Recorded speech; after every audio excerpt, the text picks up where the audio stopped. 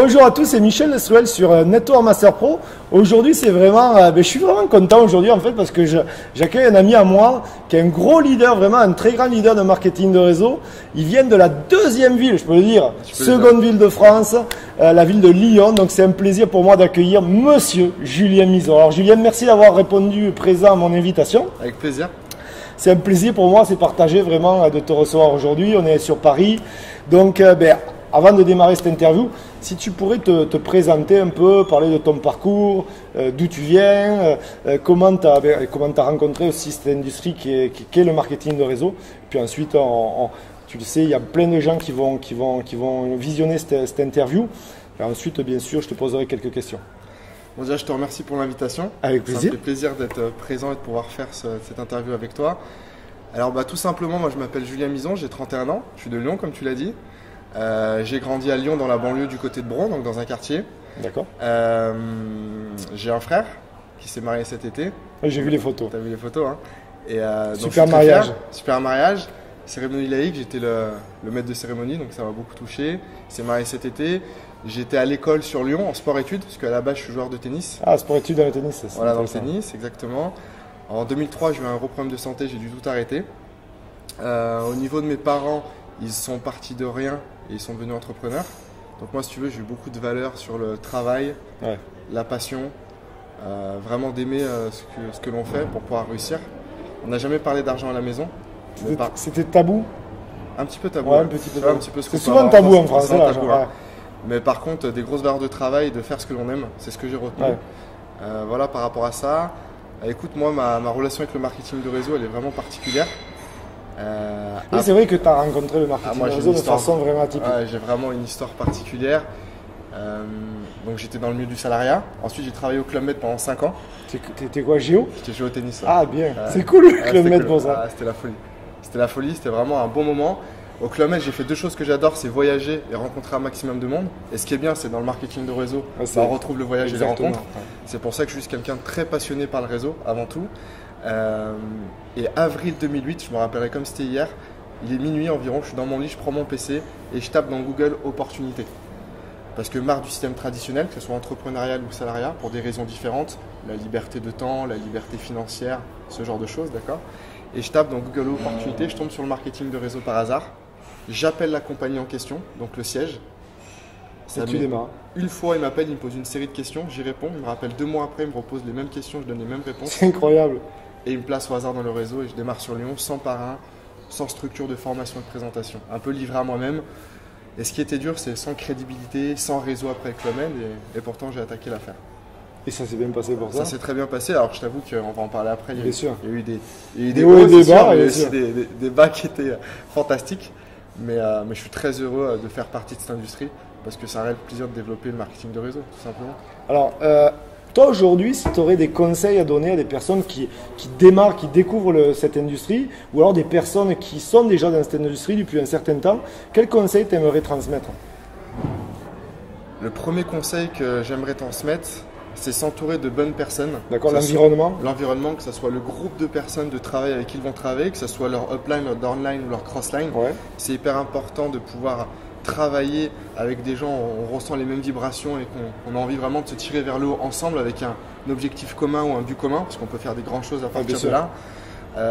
Pour moi, il y a 2 façons de réussir grâce au mentoring. Donc c'est important d'avoir un leader ou un mentor, mais très vite de se responsabiliser et de s'approprier son affaire. Parce que je me rends compte que beaucoup de gens, à un moment donné, c'est le business de la compagnie ou c'est le business de son parrain. Et très rapidement, il va y avoir des blocages et ça va être limitant. À partir du moment que les gens s'approprient leur affaire et que c'est la leur et ils comptent ni sur Paul ni sur Pierre, ça devient autonome. Ça devient autonome. Et là, on peut vraiment extraire de grands résultats. Ensuite, je pense qu'il faut être déterminé dans ce qu'on fait. Vraiment. Le pouvoir du focus. Les gens sont focalisés verbalement. C'est-à-dire qu'ils se disent « je vais le faire ». Mais intérieurement, psychologiquement, au niveau de l'esprit, c'est pas encore assez visualisé. Donc le pouvoir de focus, c'est juste monstrueux. Et être prêt à faire de gros sacrifices aussi. Parce que je pense que la réussite a un prix. Il n'y a rien de puissant qui s'est fait en 1 an ou en 2 ans. C'est-à-dire que le succès que tu as aujourd'hui, qu'on en soit bien d'accord, c'est pas un coup de chance. La chance, ça se provoque, on est bien d'accord. Ça se provoque, c'est exactement ça. Et je terminerai aussi par une chose, c'est d'avoir un pourquoi qui est très fort. Beaucoup de gens démarrent le marketing de réseau parce qu'ils sont attirés par le potentiel financier. Ouais. Moi, ce qui est triste un petit peu des fois dans le marketing de réseau, c'est pas cela qu'il faut faire. C'est que beaucoup de gens rentrent par la grande porte mais sortent par la petite porte. Ça, c'est un petit peu dommage. Et souvent parce qu'ils démarrent juste par l'aspect du gain financier. Alors qu'ils ont un pourquoi solide, ils savent vraiment pourquoi ils font les choses. Et bien forcément, ça va leur donner envie de passer à l'action et de se dépasser pour obtenir leurs objectifs et réaliser leur pourquoi qu'ils avaient déterminé. Toi, Julien, quel état d'esprit vraiment tu as adopté au quotidien pour en arriver là où tu en es arrivé aujourd'hui? Alors, l'état d'esprit que j'ai eu au quotidien, déjà de par l'éducation que j'ai eu mes parents, ça m'a beaucoup aidé parce que je pense qu'on se construit avec son éducation. Je pense que le plus important, c'est l'éducation. Et en étant sportif de haut niveau à un moment donné, dans une structure avec le tennis, forcément ça forge un mental. C'est clair. Donc je pense que déjà à la base, vu mon expérience, j'avais ce qu'on peut appeler un mental de champion. Moi, tout ce que je peux dire, c'est que la mentalité que j'ai eue, ça fait 8 ans que je fais du marketing de réseau, c'est qu'il n'y a pas un jour où j'ai pas mis des actions pour ma compagnie de marketing de réseau. Et la première des choses à réaliser, c'est de commencer à faire des actions tous les jours. Certains le savent, hein, on peut appeler ça l'effet cumulé. En faisant des petites choses régulièrement, on obtient des grandes choses et pas l'inverse. Ça, c'est hyper important. Et beaucoup de gens font du réseau que quand ils se sentent bien, que quand il fait beau, quand ils se lèvent du bon pied, que quand tout va bien dans leur vie. Mais ça, c'est pas possible. D'accord ? C'est pas possible. À un moment donné, il faut y aller. Il faut une certaine rigueur, il faut aussi une constance. Alors, Comme les champions, tu l'as bien dit. La première des choses et la mentalité que j'ai eue, moi, je peux parler de ça, c'est de l'autodiscipline. Aujourd'hui, beaucoup de gens n'arrivent pas à s'autodiscipliner. Le mot qui me vient à l'esprit, c'est la procrastination. 95% des gens procrastinent. Voilà. Mais ça peut être tout con. La procrastination, ça passe par je fais la vaisselle, tu la fais le lendemain matin. Une semaine après, il y a 10 assiettes et il y a des insectes qui se créent à l'intérieur. Et tu passes 2 heures pour faire ta vaisselle. Exactement. Donc de vraiment s'autodiscipliner, d'accord ? C'est important. De ne pas procrastiner. Ouais. Et surtout, je dirais, au-delà d'être déterminé, d'avoir un focus, d'avoir un pourquoi fort, d'investir en soi. D'accord. Parce que je pense que le but de la vie, et pour maximiser sa réussite en réseau, c'est d'être la meilleure facette de soi-même. Le développement personnel. Exactement, le développement personnel. Alors, il y a plein de manières. Ça peut passer par des audios, ça peut passer par des livres, ça peut passer par des stages, par la programmation neurolinguistique, ou la physique quantique, la santé, la nutrition. Il y a plein de registres, mais il faut vraiment investir en soi de manière générale, peu importe le point précis. Investir en soi, je pense que c'est la chose la plus importante. Alors justement, on parle d'investir sur soi. Je suppose que tu as lu, tu lis des bouquins, même beaucoup je pense. Quel livre t'aurais à conseiller sur le MLM et sur le développement personnel? Alors, les gens qui m'entourent de manière générale, que ce soit dans le réseau et dans la vie, je pense qu'il y a plusieurs étapes, plusieurs niveaux dans les livres. Au niveau de où on en est dans la vie, dans le marketing de réseau, par rapport au niveau de compréhension et pouvoir retranscrire sur le terrain, au niveau des actions. Donc moi, les 3 livres de base que je conseille, c'est en 1, c'est Comment se faire des amis, qui est très connu de Dale Carnegie. Pourquoi ? Parce que ce livre permet d'améliorer les relations, la communication, de mieux se connaître soi-même, de mieux comprendre aussi votre interlocuteur et ça va vraiment bonifier vos relations par rapport à ça. Et vu que c'est un business, comme tu sais, d'humain à humain, je pense que c'est un livre déterminant. Moi, ce que je dis toujours, il vaut mieux que tu achètes que cette revue-là et le lire 10, 15, 20 fois. Ouais. Que d'en acheter plein et tu n'as même pas lu une page de tous ces livres-là. Bien sûr. Mais c'est souvent le piège aussi du marketing de réseau. Quand on dit aux gens, tiens, achète un livre, ils vont en acheter 10 et ils lisent que les 10 premières pages. Donc ça, c'est un petit peu dommage. Faites attention à ça. Le deuxième que je conseille, c'est L'entreprise du 21e siècle de Robert Kiyosaki. Très bon bouquin. Parce qu'on comprend qu'est-ce que c'est l'industrie du marketing de réseau, son passé, son présent, son futur, tous les rouages. Et ça va permettre, quand vous allez prospecter, quand on vous pose des questions qui peuvent être des fois dérangeantes au début, d'avoir une forme de répartie, de vraiment maîtriser l'industrie, de pouvoir donner des réponses sans convaincre. Et du coup, votre interlocuteur, votre prospect va comprendre et va beaucoup plus vouloir vous suivre en réseau. Et la troisième, c'est GoPro d'Eric Ware. Pourquoi ? Parce que là, il va commencer à vous donner des techniques, d'accord, à réaliser avec vos équipes sur le terrain pour vous-même, avec vos prospects, pour devenir un meilleur networker. Pour devenir un pro du MLM. Un pro du MLM, voilà, c'est ça qui est important. Aujourd'hui, pour moi, le network, c'est un métier. Ce qui est dommage pour le moment, en Europe et en France, c'est que pour moi, il y a 95% d'amateurs, 5% de professionnels. Et moi, mon objectif, au sein de mon organisation, c'est vraiment qu'il y ait 95% de professionnels. Pourquoi? Parce qu'on va donner pas une meilleure image à une compagnie, mais une meilleure image à l'industrie du marketing de réseau. Et ça, c'est très important sur le long terme et très long terme, l'image du marketing de réseau qui est en jeu. Et je pense que ça, c'est un devoir en tant que leader.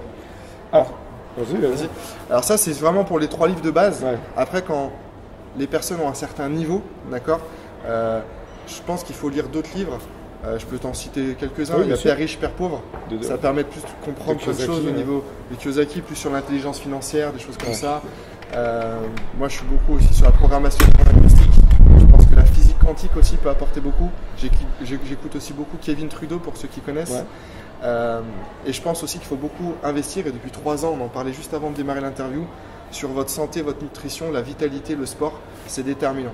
C'est sur quoi je pourrais axer pour toutes les personnes qui vont écouter cette interview. Très bon choix, je te rejoins entièrement. Et tu as dit quelque chose de vrai aussi, c'est que c'est par palier, c'est-à-dire qu'il ne faut pas d'entrée, le gars il démarre, lui mettre vraiment des choses trop développement personnel parce que ça peut faire peur à certaines personnes. Exactement, je pense qu'il faut y aller vraiment au fur et à mesure et c'est très bien. Je te rejoins vraiment sur ça. Tu sais qu'il y a des personnes qui beaucoup de gens d'ailleurs me contactent, ou d'ailleurs tu dois avoir plein de gens qui te contactent, qui te disent moi j'ai un manque de confiance en moi, je ne sais pas si c'est fait pour moi, je ne sais pas si je peux y arriver. Ils ont beaucoup de doutes. C'est vrai qu'on retrouve ça très souvent. Et donc je voudrais voir avec toi si tu aurais quelques astuces pour donner à ces personnes qui sont nombreuses, il faut le dire, et qui pensent avoir ou qui ont un manque de confiance en eux. Alors, on va pas revenir sur la case juste avant développement personnel, ce qu'on vient d'en parler. Moi, tout ce que je peux dire pour monter votre niveau de confiance en vous dans le but d'exploser dans votre compagnie de marketing de réseau, je pense qu'il est déterminant d'assister déjà en numéro 1 à tous les événements locaux, régionaux, nationaux, internationaux de votre compagnie. C'est déterminant.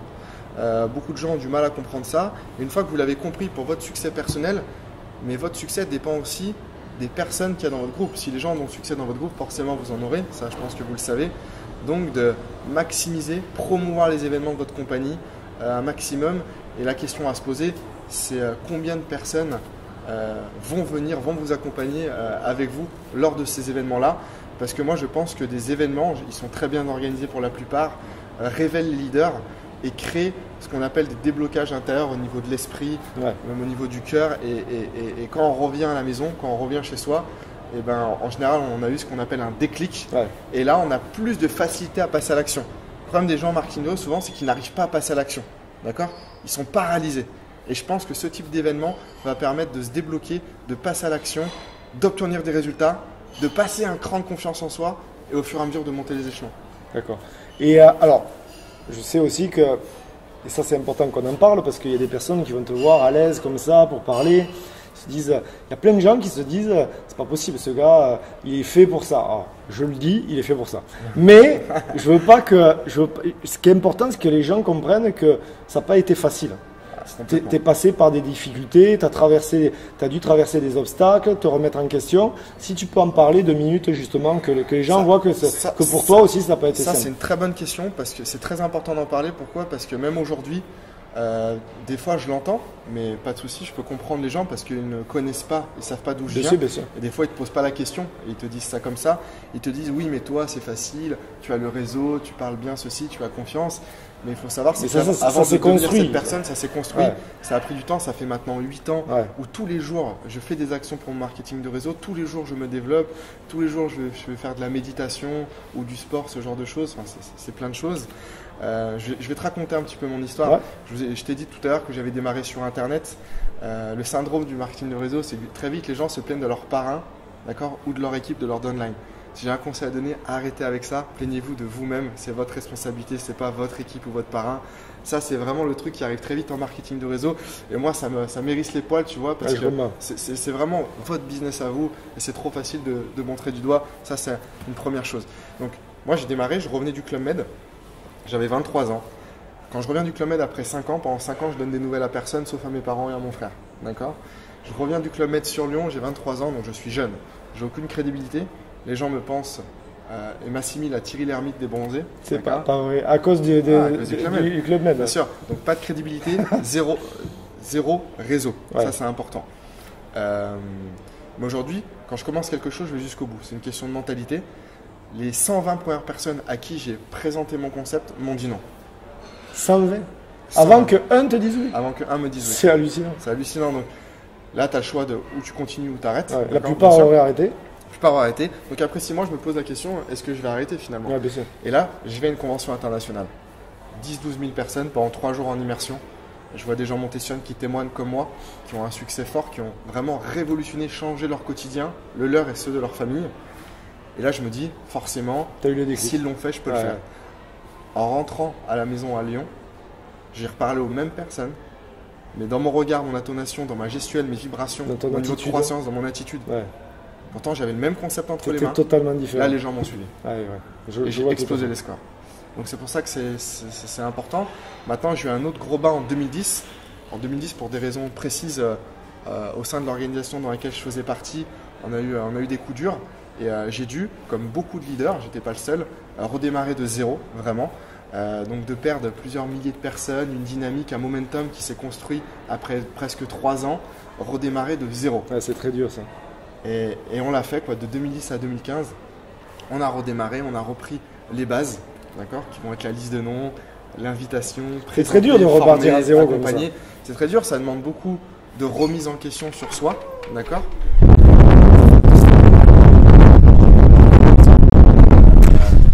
On dit souvent que le plus dur dans la vie, si tu pars de rien et que tu as réussi, c'est quand tu retombes à zéro ou c'est de rester tout en haut. Tu vois, c'est comme au tennis, le plus dur, c'est pas d'être le numéro 1 mondial, mais c'est d'y rester.